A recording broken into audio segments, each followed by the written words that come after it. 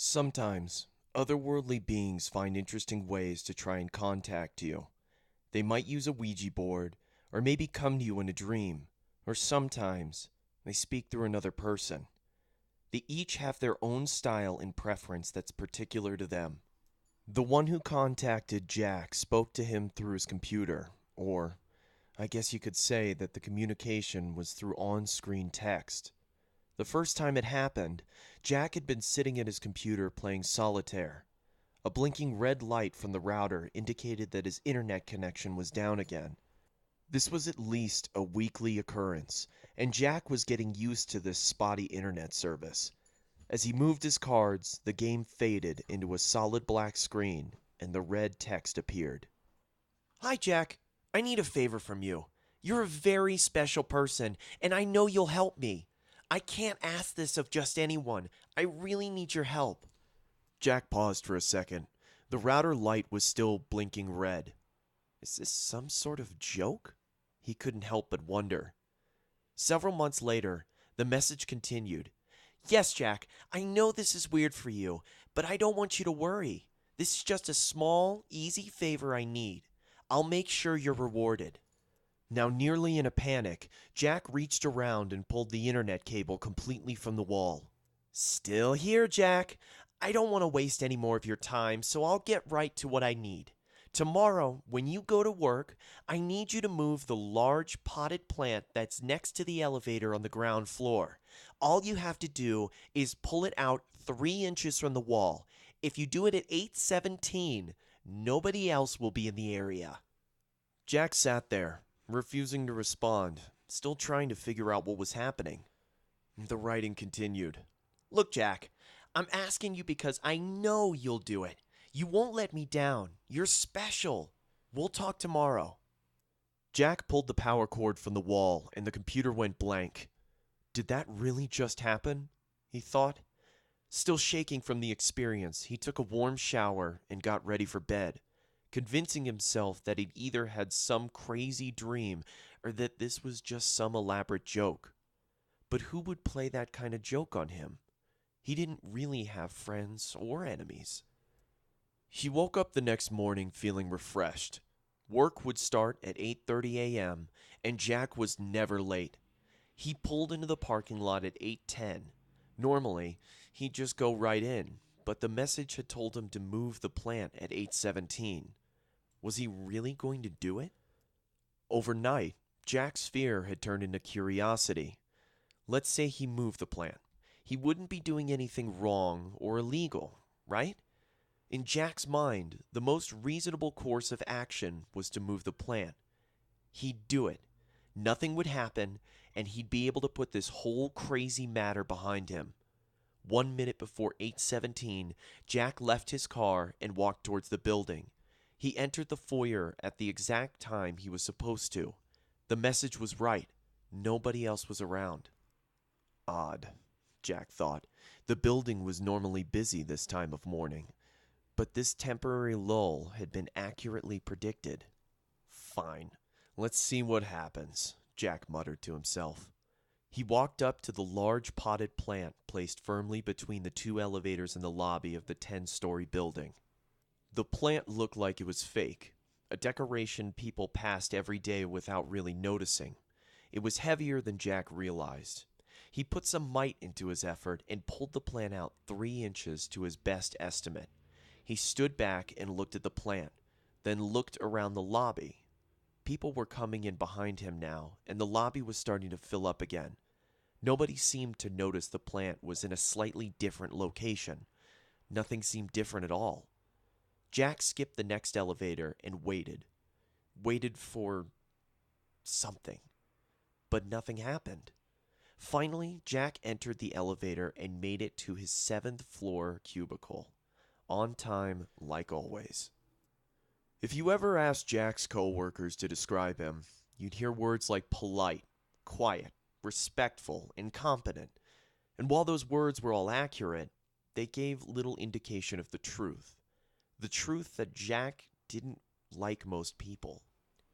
That's not to say he disliked them, just that he had very little interest in getting to know them or being their friend. except for one. Allie, the girl who sat 2 cubicles down from him, was the only person he wanted to know more about. With her big smile, blonde hairs, and beautiful figure, Jack was very interested in learning all about her. Despite his lack of success with women in the past, he was actually doing a fair job getting to know her. Every morning, as he passed her cubicle, he'd stop for a chat. The chats were 1 minute at first, then 2 minutes, then several minutes. Jack was surprised that she actually seemed to like him. On this particular morning, their daily conversation lasted only a couple of minutes.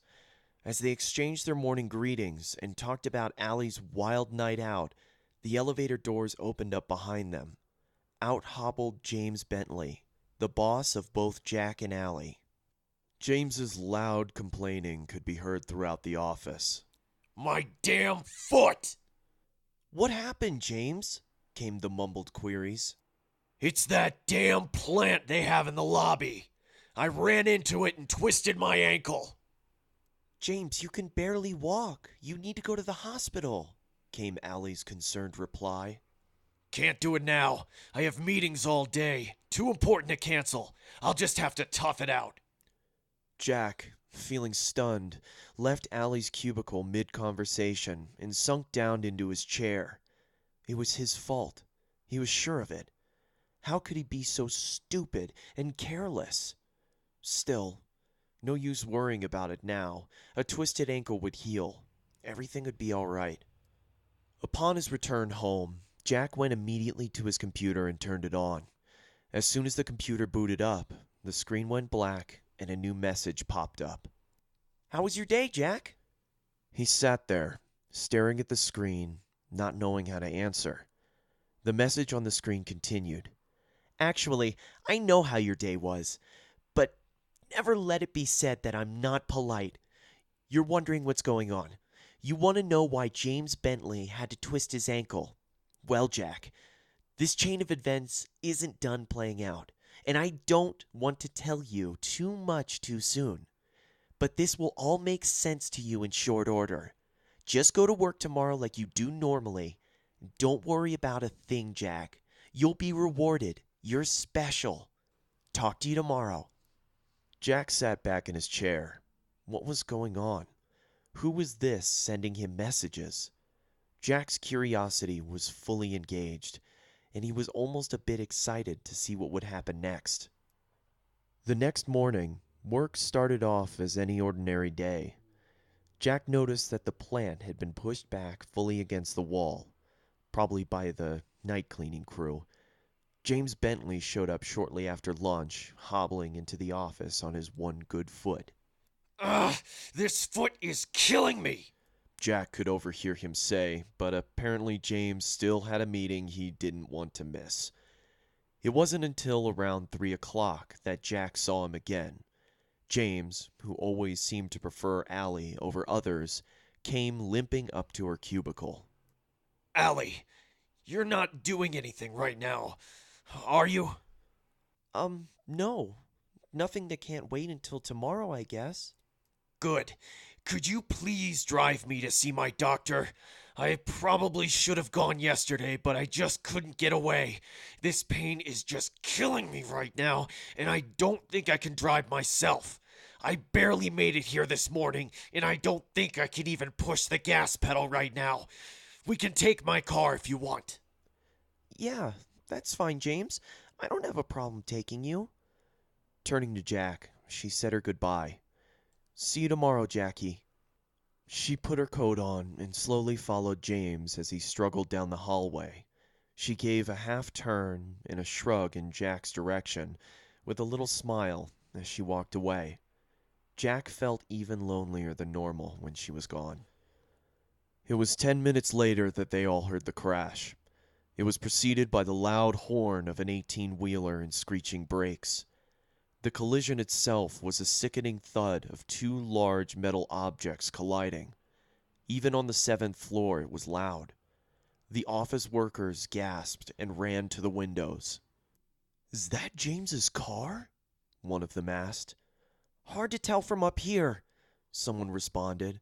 "It's so banged up." The horrifying implication of what had just happened came to Jack immediately. Oh, God, He thought. this can't be true. Shaking all the way, he ran to the elevator and went to the ground floor along with several others from the office. Some of them were crying. As they joined the growing crowd around the scene of the accident, Jack could hear the far-off sound of emergency sirens. Looking past the gawkers, he could see the 18-wheeler had hit James's car broadside. Its driver had been thrown out onto the pavement, where he lay motionless. James was sitting in the passenger seat of his car, motionless, but with a surprised look on his bloody face. Jack couldn't tell if he was alive or dead. The driver's side, where Allie was seated, had taken the hit. The space she'd been occupying had been compacted to a third of its original size. Allie's head was smashed open, and her twisted body was broken and battered. The crowd was stunned. Tears, screams, sirens. That was all Jack could hear. Without going back inside the building, Jack ran to his car and drove home, angry and sad. He made the journey back into his computer. There, the machine sat. He wanted to turn it on, but was afraid of what he'd find out. Was he really the one responsible for Allie's death? The whole chain of events had started with him. He knew he was to blame.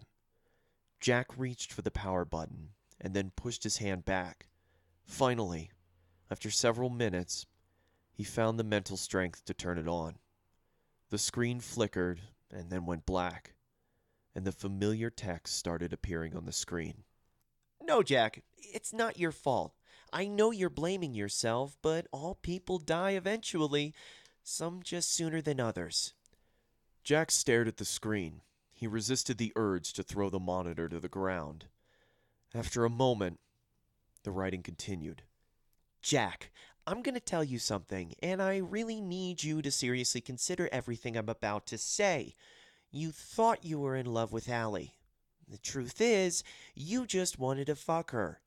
And please excuse my language, but every once in a great while, it's best to be blunt. Jack, she wasn't the one for you. She would have made your life miserable. Yes, you would have eventually found the courage to ask her out. She actually was interested in you. She thought you'd make a good project. Sad, really, for her, not you. I want you to think back to all the things she told you. Why did her last boyfriend break up with her?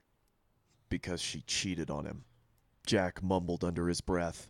Because she cheated on him, Jack. The same thing she would have done to you. She would have made you happy for about 2 months and then miserable for the next 4 years, sneaking around, laughing at you behind your back, spending all your money. Once you finally got rid of her, you would have been so jaded that you'd never date again. This is true, Jack. I see all future possibilities, the ones that come to pass and the ones that don't. You've seen how she really is, Jack, but you let your lust for her blind you to the truth. Together, you and I have made sure you avoided that path. One more thing, Jack. This isn't done playing out yet. There is more to come. No! Fuck you! You killed her! Jack screamed and threw the monitor from the desk. It landed on the floor and sparked out.